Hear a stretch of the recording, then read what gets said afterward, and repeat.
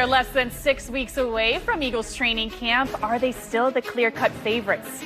And the NFC and Dallas Goedert back for his 8th season. We have some expert analysis on whether that was the right play for the Birds. And the Eagles rookie DB tandem made an instant impact last season. Can we expect more of the same from this year's draft class? And with that, welcome into Birds Huddle, presented by Toyota, official automotive partner of the NFL. I'm Ashlyn Sullivan, and we have a very special guest joining us today. I am happy to welcome to the show from Chicago, former Eagles tight end Clay Harbor here with us now. Thank you so much for joining the show, Clay. Appreciate you guys having me, Ashlyn. Looking forward to talking some Birds, obviously the team that drafted me. So always love talking Philly sports. Love it. The good old days. And Clay, we're going to start things right off here with our 3-point stance. A lot to get to, even though it is still the offseason, with training camp less than 6 weeks away. First stance here. The Eagles, I think, are still the team to beat in the NFC. They're running it back with basically the same roster on offense. Vic Fangio, yes, there's a lot of holes on defense. There are a lot of young guys, but I trust in Vic Fangio with what he's able to do. I get that there's the Commanders, there's the Rams, there's the Lions. What do you think? Is that an insane stance to say? No, absolutely not. They're returning 20 of their 25 players that took the most snaps for them last year. And as a guy that's obviously played a lot of football, that's important. You have a lot of continuity there, and that's something that matters a lot. And defensively, yeah, you took a big hit losing some of your big-time guys, but you still got Jalen Carter, Zach Bond, Quinion Mitchell, Cooper DeJean coming back, and obviously, like you said, Vic Fangio, who pitched that masterclass in the Super Bowl. So I think they're in excellent position to remain the top of the NFC. And it's interesting, Clay, when we talk about that consistency, you're going to know this better than most. The one thing that really is inconsistent with this Eagles team is the offensive coordinator position. Jalen Hurts has not had the same play caller since he's been here with the Eagles. As a guy who knows offense, how difficult is that to rinse, wash, and repeat this every single year? Kevin Patullo is a guy that spent a lot of time with Jalen Hurts and a lot of time in that system. So I'm not worried. I think Kellen Moore was a solid play caller, but it did take him some time to get going. Most quarterbacks, I would say that's an issue. You want to get into the idiosyncrasies of an offense, which usually takes 2, 3, 4 years. When I played in New England, Tom Brady had been in the same system basically for 16 years. But Jalen Hurts is so intelligent and such a guy that loves football. He's going to spend whatever amount of time it takes for him to be a master of this offense. So for this given team and quarterback, I don't think it's that big of a deal just because of who Jalen Hurts and his Philadelphia Eagles team is. You got veterans on the offensive line. You got veterans at receiver. You got a veteran tight end. So overall, I think it's not going to hurt him. That is definitely the hope. And speaking of, let's move on to our second stance here. Regardless of what some of the national media has to say, and that has been a big topic this week, Jalen Hurts has established himself as an elite quarterback in the NFL. I think so. I mean, the guy has won a Super Bowl, for goodness sakes. And I don't know if he's ever going to get the credit that he deserves nationally. There always just seems to be some people that don't believe he's running this offense as efficiently.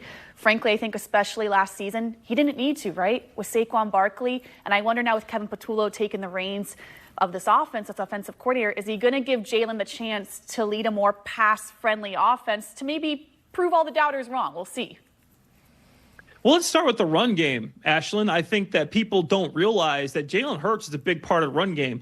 Okay, some people ask, hey, how's the quarterback a part of the run game? There's only a handful of quarterbacks that can run the football like Jalen Hurts. When you have that weapon, when you have that threat of a quarterback that can take off on the zone read, which the Eagles use a lot of, you are pulling an extra defender outside of the box, right? So you're actually gaining an extra player with Jalen Hurts just being your quarterback. Saquon Barkley does not have the season he has without Jalen Hurts. And for me, let's look at the biggest games. In the playoffs, Jalen Hurts completed 72% of his passes, 5 touchdowns, 1 interception, a 109 rating, and he had 200 yards on the ground, 5 touchdowns, and averaged 5.7 yards per carry. For me, big-time players play big in big games, and Jalen showed up in the playoffs and the Super Bowl when it mattered most. So to me, he's a top 5 quarterback for that reason. That's a great reason alone. And I get asked this a lot, and I'm curious your opinion on this. People ask me, okay, what does Jalen Hurts have to do to earn that respect nationwide? I think he already deserves it, but when I answer this question, I say I think he needs one more Super Bowl to really prove everyone wrong? What do you think it's going to take? I think he should have it, but obviously he doesn't. But if he wins a second Super Bowl, Ashton, you're absolutely right. There's nothing you can say. I don't care if he throws 10 touchdowns. If you are a guy that has multiple Super Bowl, that list is very, very small. You're getting into top of the line, top quarterbacks. And if you win multiple Super Bowls, guy like Jalen Hurts, there is nothing you can say. I don't care what his stats say. The guy's a winner and he gets it done. Yes, he does. And Clay, I'm going to lean into your expertise here as a former tight end for this third stance. The Eagles, I think, were wise to bring back Dallas Goedert for this season, at least for this year, right? Do I think he's going to get a long-term deal here in Philadelphia with the age he is? Most likely not. I do think another team's going to pick him up. But this Eagles team right now is so in win-now mode to keep this offense so consistent with Dallas Goedert. And you know this, his blocking abilities and him showing up in big games in the passing game, I don't think that can be overlooked. Absolutely not. And once again, he's another one of those guys. You hear about this big Eagles offensive line with Jordan Mailata, Lane Johnson, obviously Tyler Steen in the battle for another offensive line spot, Cam Jurgens. You got a lot of players there, but don't forget about Dallas Goedert. He's a guy that can block on that edge, and you love to run Saquon in that wide zone, and that's one of the reasons there's a lot of holes there is Dallas Goedert. I know he was 19th in tight end receiving yards last year. I know he missed 7 games. I know he's been getting injured a lot.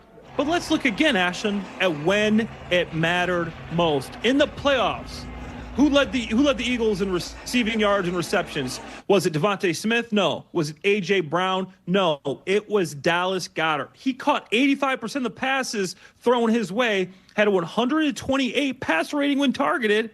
He's one of the few tight ends that play better in big-time games and one of the few tight ends that can block and catch passes. So bringing him back, absolutely right. Your win now, he's still playing at a high level. He may miss a few games, but if he's there in crunch time, like he did last year, he led the Eagles in receiving, he can do it again. Right, and I'm so curious, Clay, with the way this Eagles offense is run, I think at times it's hard to look at the targets when compared to other positions with other teams because, frankly, there's just not enough footballs to go around to get these guys the targets that they want on this Eagles offense. I applaud them for understanding the grand scheme of things, but that's why I always feel like those stats are a little bit skewed. Yeah, there's one football, and you got Saquon Barkley in your backfield. So obviously, Devontae is going to get his touches, AJ is going to get his touches, and whenever you need him down the middle of the field, Dallas Goedert is there. And that's another reason why you want to keep this guy, because some tight ends that are this good, that are this highly touted, will maybe raise a little bit of a stink, a fuss. Dallas Goedert, no, he's going to block hard regardless. If Saquon has 150 and he only gets two catches, he's fine with that as long as the Eagles win the game. So that's another reason why you want him as your tight end. It reminds me a little bit of Brent Selleck when I was playing. Brent would go games where Deshaun would have a ton of catches, where Jeremy Maclin would have a bunch of catches, and Brent wouldn't get targeted that much. He didn't care. He blocked his tail off, and when LaShawn McCoy had big games, he took pride in that. Totally agree. Great comparison there. And now time for the playbook presented by Supercuts. Clay sticking around to talk about some of the hot topics around the league, including Aaron Rodgers finding his new home with the Steelers and what is going on in Cincinnati. Plus, Dave Zangaro and Ruben Frank join us. Will the Eagles lean on their rookie class this upcoming season? That's the question. This is Birds Huddle presented by Toyota, official automotive partner of the NFL. Birds Huddle, presented by Toyota, proud partner of the Philadelphia Eagles and official automotive partner of the NFL.